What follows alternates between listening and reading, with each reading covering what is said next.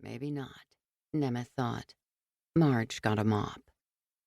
At the camp, the men had burst from their tents, flashlights bobbing, nerves strung tight, trying to pinpoint the source of the disturbance. "Build up the fire," Tim demanded. "Make noise of their own. Double-check the food stash they'd strung up in the trees away from their campsite." Which is why it took a few minutes, maybe as long as 5 or 10, before they realized their party of 5 had become 4. Where the hell was Scott? Miggy had been sharing his tent, and Miggy had no idea. "No fucking idea," Miggy clarified for Nemeth in between bouts of dry heaving. Tim, future groom, got serious.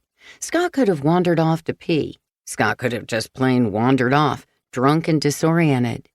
But given the cold temps, dangerous terrain, and carnivorous local wildlife, they needed to find him. Arranging their group into 2 pairs, Tim directed the first duo to start searching north of the campfire, while the other would cover the woods to the south. Whoever found Scott first would blow their emergency signal whistle. Except they didn't find him. Up and down the water, bushwhacking deeper and deeper into the forest. No Scott. But they did find trampled brush, broken tree limbs, possibly blood. "Grizzly bear," Neil moaned. "Mountain lion," Josh ventured. "Fuck me," Miggy whispered. That Nemeth agreed with. 4 a.m., the fall air brutally crisp, the clear night relentlessly dark. Tim made the decision. They needed help, and given the total lack of cell reception, hiking back out was the only way to get it.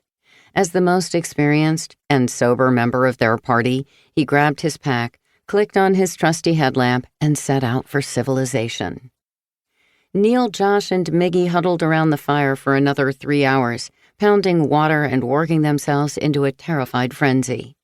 First glimpse of daylight, they refilled their canteens and hit the trail, left everything behind: tents, sleeping bags, food. Young men, fit and now semi-sober, they were on a mission to get the hell out of there as fast as humanly possible. Still tough going. They half ran, half stumbled their way up and down steep terrain, clambering over boulders, careening through brush, splashing across streams, till they came to the trailhead and their rented ATVs. All 5 of them. Shouldn't there be only 4? Which is when they started to get worried about Tim. ATVs to town, town to diner, and now help. Nemeth, sheriff, cavalry, hunters with big guns, any kind of assistance, all kinds of assistance. Help. Nemeth unfolded a topographical map, had the men walk him through their journey. They knew their initial path, which, like a lot of backcountry trails, started out marked before hitting rugged, less traversed terrain. Definitely not for the faint at heart. But the men could guess where along the river they'd camped. From there, Nemeth ran his finger along various geological features, thinking. Marge worked the phone, brewed more coffee. Being a mountain town, they had a local team of 15 volunteer search and rescuers. Given the circumstances, however, this would be all hands on deck. Neighbors contacted neighbors, people started pouring in, and Nemeth did what he did best, organized the efforts. First up, Hasty Team. He wanted his best searchers dispersed along key perimeter areas encircling the PLS, point last seen, of their 2 missing hikers. Taking into account the average distance a person could travel an hour in that terrain, Nemeth drew a massive ring around the site, identifying their prime search area.